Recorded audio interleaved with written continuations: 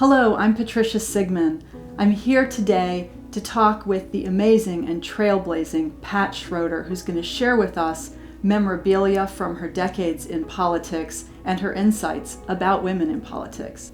You're in Congress for the first term, and you look around at the caucus of 14 women, including yourself.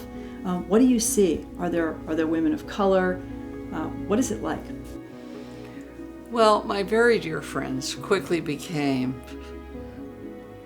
Shirley Chisholm. I had been a Chisholm delegate when I was hoping she was running for president. And Patsy Mink from Hawaii, because we love Hawaii and go there whenever we could. So they were there, and and of course Bella Abzug was the character, and you couldn't help but adore her. But in my own class was Barbara Jordan, who was fantastic. I mean, I could listen to her talk all day. It was like God talking. She had such a great voice. And Yvonne Burke, who was this beautiful woman from California, it was very, very wonderful too. We used to double date and do all sorts of things. So, yes, we had for our small little group, it was really very well integrated. So with this diverse, small group of women in Congress, what was the impact? Well, actually, there wasn't that much impact the first 2 years, because what really took over the first 2 years was the anti-war and the impeachment. I mean, this was incredible. The very exciting thing that happened was when Nixon left,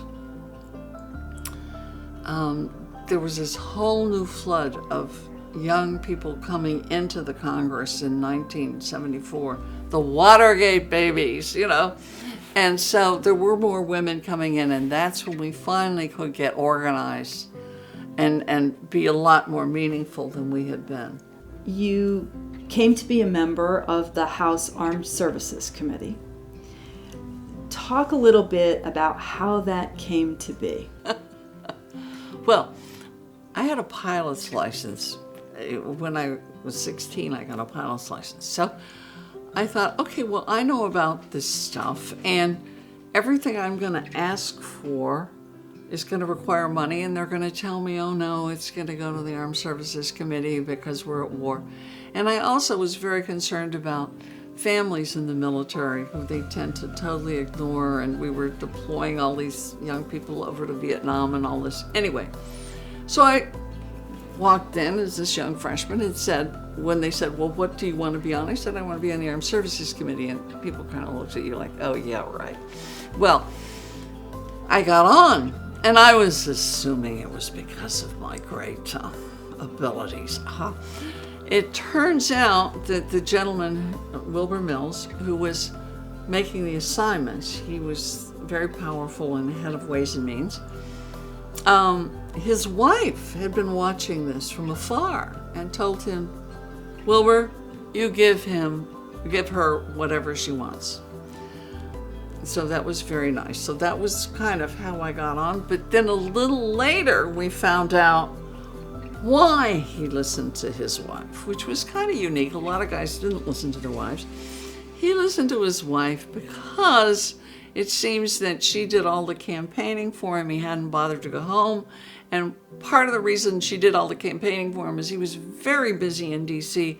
with a woman called the Argentine Firecracker, who was discovered in the tidal basin by the police one night, who spilled all the beans about how Wilbur Mills was her great love. And yes, he was a little guilty. Not only that, had she campaigned for him the whole time, she also got a serious illness while doing it.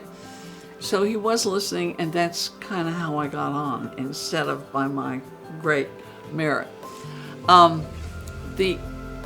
What happened was, it was the first time anyone had overruled the chairman's veto. I had been vetoed by the chairman of the Armed Services Committee, and his name was F. Eddie Hebert from New Orleans, Louisiana. and he was furious. And they also put on a young African American from Oakland, Ron Dellums. And so the first day the committee met, Ron and I walk in. We're quite proud of ourselves. Here we are, you know. And he goes off. He goes off like a rocket. The chairman? The chairman could not shut up. He was like, this is the worst thing that's ever happened. This is terrible.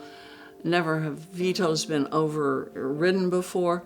I vetoed these two people because they're only worth half of what the rest of you are. And he said, but the amount of power I still have is how many chairs are at the dais. And since these two people are only worth half of the rest of you, I'm giving them one chair to share. So Ron and I shared a chair. Physically, you physically shared a chair? There was nowhere else. I mean, that was one chair and two of us, and our little names were there. And my friend later on, who I adored, used to always introduce me, Barney Frank from Massachusetts, and he always claimed that was the only half-assed thing that I did when I was in Congress, which I'm sure is probably not true, but it was quite a scene. Now, the thing that I did from that, which was like my campaign, is rather than be quiet and humble and wait and try and make it up with the chairman, I had buttons printed that said, help, I have a bear by the tail. Actually, I think he had me by the tail, but we went out and talked to the press. We had a total fit about how we were being treated and on and on and on. Well, so we got through those 2 years, but remember I said 2 years later, we got the Watergate class coming in, and they had this whole new idea of let's vote for chairman. Oh yeah, what a great idea. And F. Eddie Hebert got removed as chairman of the committee. So it really worked, but it was a gamble because I remember older members telling me, no, you're playing this all wrong. You come here, you shut up, you take your seat, you wait your turn. And I'm like, yeah, but by then I will have forgotten what I came here for. Are you kidding me? I've got things to do and I probably will never get reelected because people kept saying to me, you're a fluke, aren't you? Well, I did get reelected, luckily, but it was a very nice thing to see that people really focused on how he had abused his power, and so that was a good point. So your presence on the Armed Services Committee really changed the way that committee was run. Absolutely.